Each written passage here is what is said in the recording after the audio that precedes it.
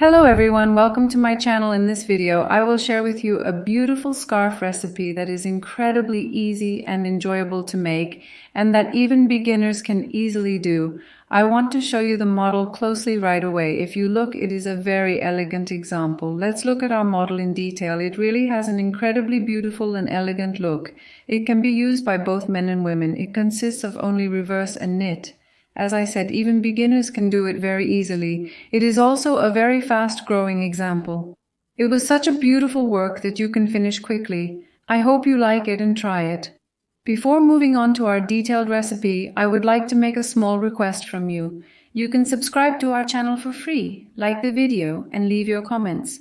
I would be really happy. Let's move on to our recipe. I used 3 balls of Spaghetti R's cozy wool yarn to knit the scarf.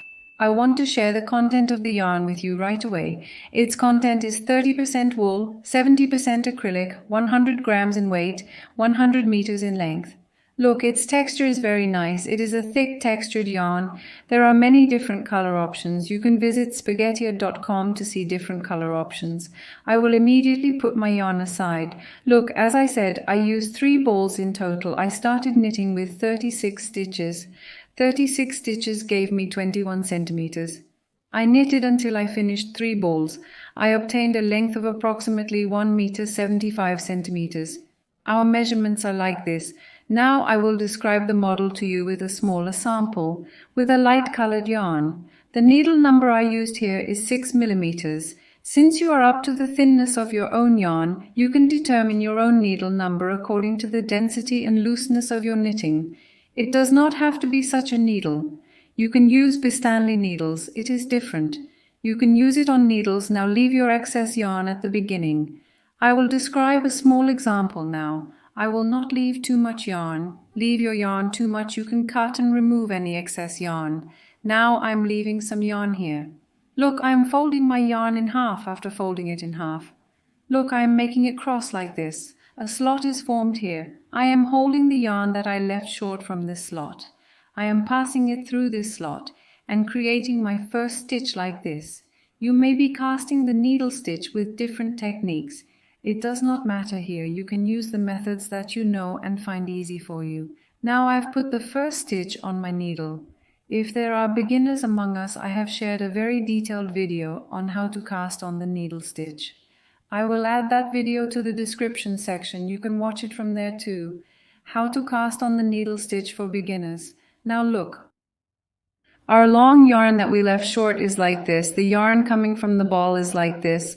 I take my finger, hold my thumb and index finger like this, and see if I start creating the loops. The model consists of a multiple of 2. You need to cast your loops in the form of 2 plus 2 plus. See 2, 4, 5, 6, 7, 8, 9, and 10. Let's create 2, 2. Let's say 10 loops are enough for us now. Here, look, in my big scarf, I started with 36 loops. If you want a scarf wider than 21 centimeters, you can increase the number of loops. You can decrease them. If your yarn is thin, you start with more loops. If your yarn is thicker than the yarn I used, you can start with fewer loops. You can easily make such adjustments. Now look, I am tying 1 knot between the short yarn and the long yarn so that the last loop we knit does not open.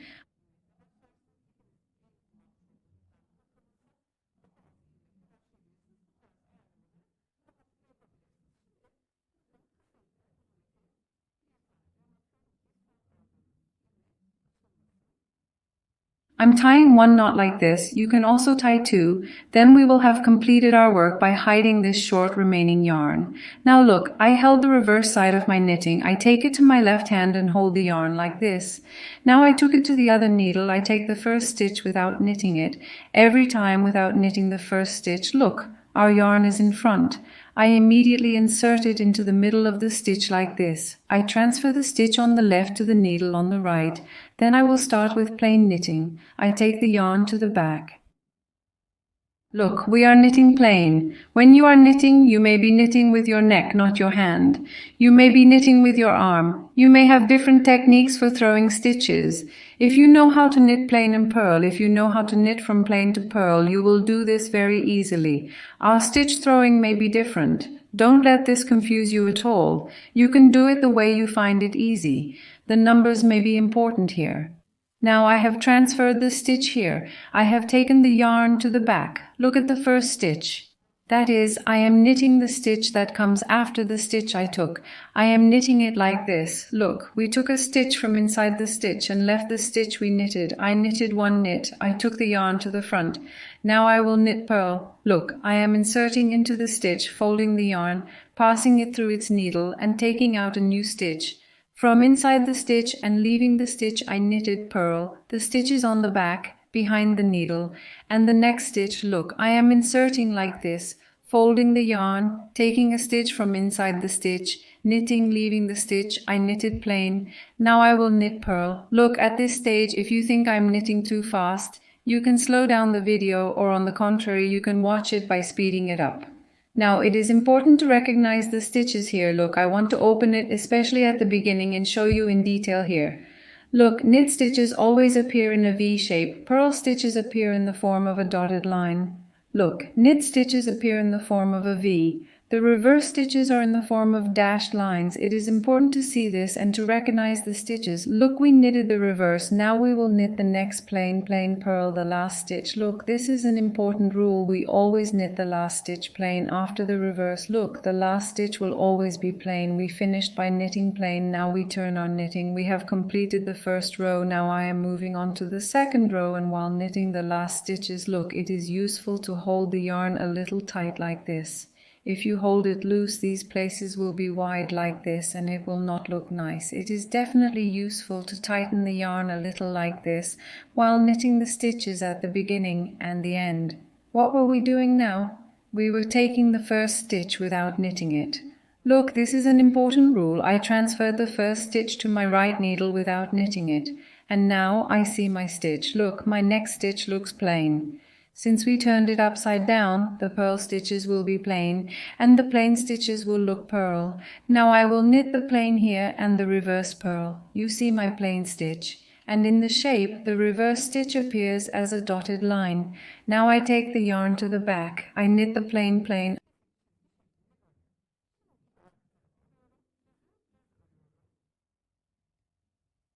I knit the purl stitch in reverse. The pattern consists of one purl and one knit. Look, it is very, very easy. Just take your hand and start with a small sample. You will easily see that you can do it. Don't be afraid, especially beginners. Now look at the plain stitch. It looks like a V. It is also very important to know the stitches. When I see the plain, I will knit the plain. When I see the reverse, I will knit it reversely. That's right. Knit back, purl, I saw the knit, I'm knitting this stitch, knit, I saw the purl, I'm knitting it, purl, and the last stitch should always be knitted. See, that's the trick. The last stitch should always be knitted, knit.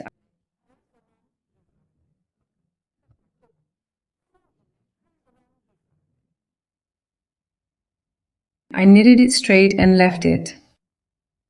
Now we have completed the second row.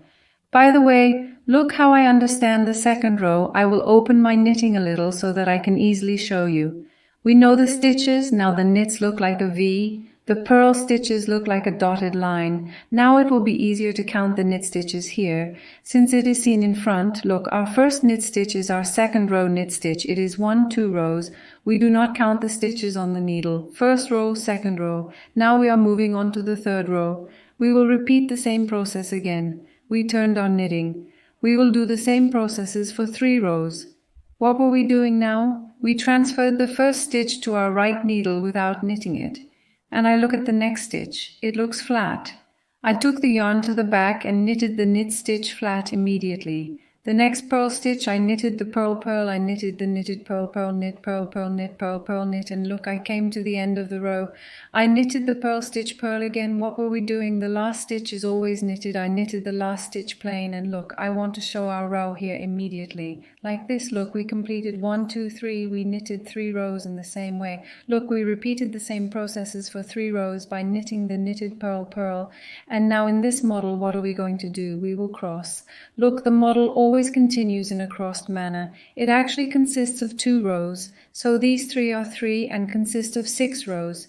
The 6 rows actually repeat themselves.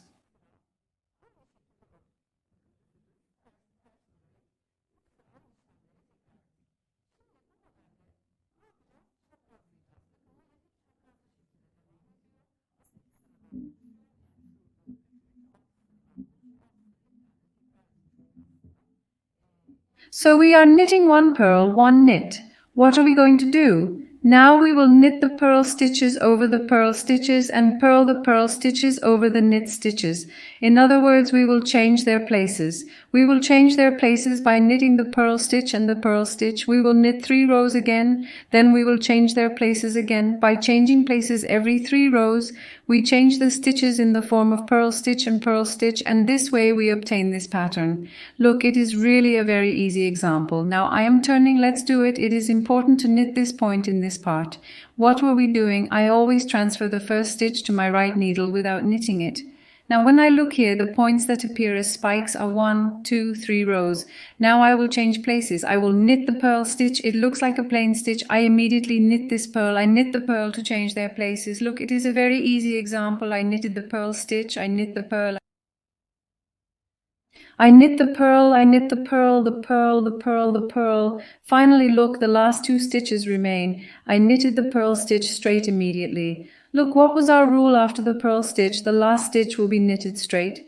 After the purl stitch, I knit the last stitch straight again. Look, I didn't do anything different. Our edge will always end straight so that this edge looks like this, spike to spike. Look, let me show it like this.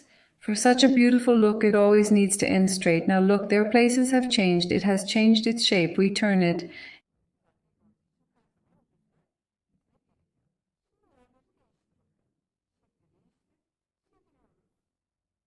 Immediately. I transfer the first stitch to the right needle without knitting it again. What will I do now that I have changed their places? I will repeat this for 3 rows. This is in our first row. Now we are on the second row. I am knitting the reverse. Look, I see right away that my stitch is reverse. I knitted the reverse. Look, the plain stitch, the line below, its appearance in the form of a spike. Don't let it fool you. We will understand by looking under the stitch on the needle. The stitch under the stitch on the needle looks plain. See immediately the plain, the reverse, the reverse, the plain, the reverse. We will have repeated this process for 3 rows. See the plain stitch. Now what was the last stitch? What was our rule? The last stitch is always knitted plain, and I complete the row by knitting the last stitch plain. Now when we look at it like this, I am opening the knitting, especially so that beginners can see it easily. Those who know how to knit will skip these points anyway. They will never listen. In other words, you can skip these points, but it is really important to show it in such detail for those who don't know. Now look.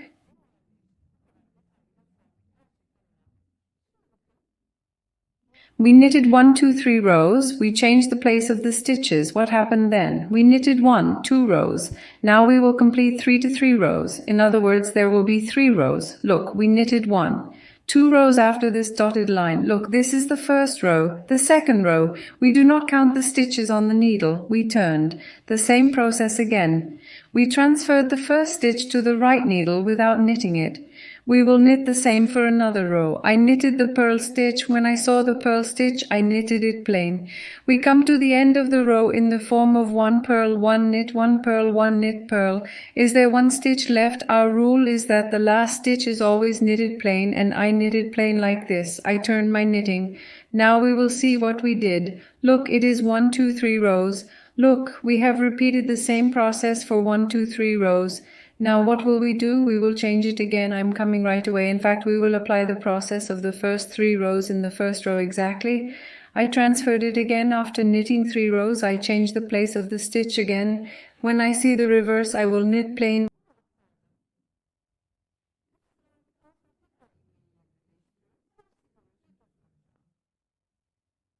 When I see the plain, I will change the places of the stitches as in the beginning. Look, it is very easy. What do we do in 3 rows? We knit 3 rows, 1 purl, 1 knit. Then after 3 rows, we change their places.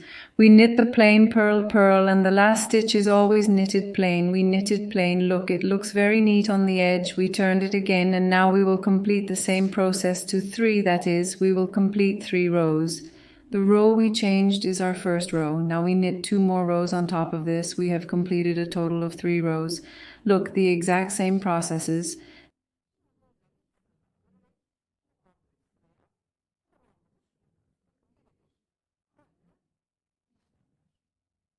Then look here, I completed the second row. Here I knitted until the 3 balls were finished. I knitted the last stitch plain, and look, the pattern has emerged. It is a very beautiful image. So even those who are new to knitting can do it very easily, as I said. I tried to explain it in great detail. Here I want to show you how to close it. It will continue like this. If you want, you can close it as 22 stitches with a needle, or I want to show you a different method. Now look, you can extend your scarf as much as you want in this way. Now I want to show you how to close it with a crochet hook. I will use 4mm crochet hook. Now I am crocheting the first stitch here. Look, I took my hook. I am crocheting the next stitch. Here I wrap the yarn around the hook.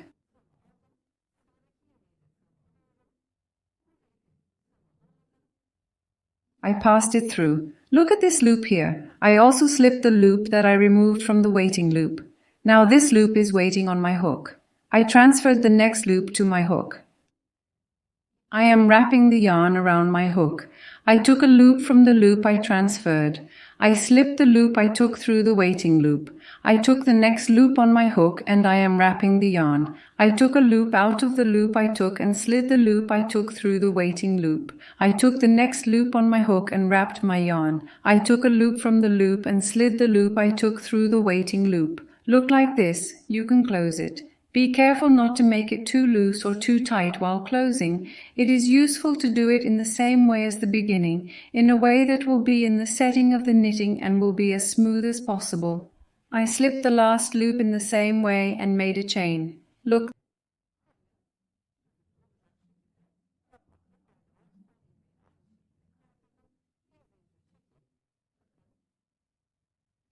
This is how we finish our scarf. The back looks like this. You can knit 2 rows and then close it at the last point, which is 3 rows. In this way, we continue knitting in this way until we run out of yarn or until we reach the length you want, and we finish our scarf in this way. It is a really nice model. The resulting image is very, very elegant. As I said, it is quite easy. I hope you like it and try it. Look, it turned out really nice in this color too. Our recipe was like this. I hope you like it and try it. I wish good luck to those who will make it. Don't forget to like our video, leave a comment, and subscribe to our channel. Goodbye until we see you in the next video.